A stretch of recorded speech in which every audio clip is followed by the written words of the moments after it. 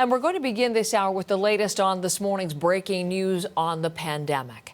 The World Health Organization is keeping its international alarm at its highest level. As we enter the fourth year of the pandemic, there is no doubt we're in a far better situation now than we were a year ago. We can't control the virus, but we can do more to address the vulnerabilities in populations and health systems.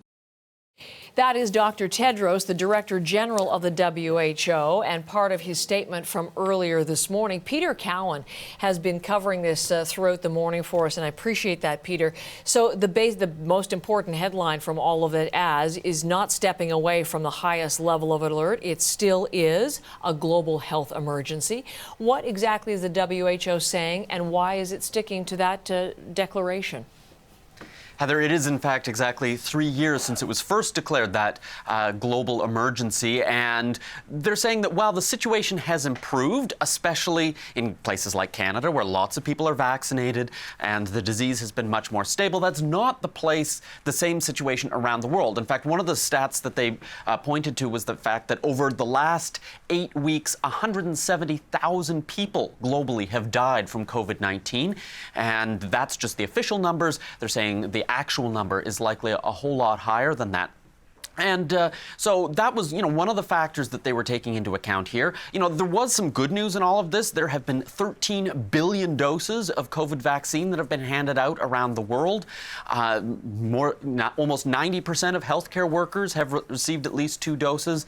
And the over 60, which is some of the most vulnerable people, they have received, around 80% of those are considered fully vaccinated. But still big discrepancies between the developed and developing countries. And in fact, in a statement from the WHO, they highlighted vaccines, therapeutics, and diagnostics remain critical in preventing severe disease, saving lives, and taking the pressure off health systems. Yet the COVID-19 response remains hobbled in too many countries, unable to provide these tools to the populations most in need.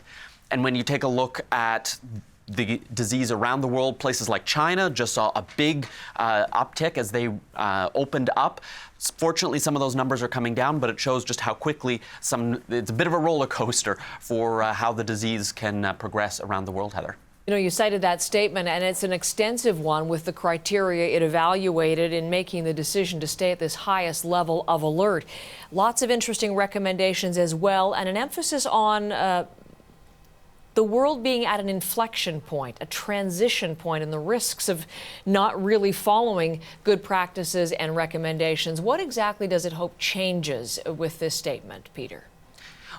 It came up with 7 different recommendations that it's hoping will sort of filter down to individual countries. Some of the key things that it's concerned about include obviously vaccines, getting more vaccines, especially to vulnerable people, making sure that there's better data sharing, making sure that countries are still testing and sequencing COVID so that there's sort of a first alert if there are new variants that are emerging that can be either more deadly or more easily transmissible.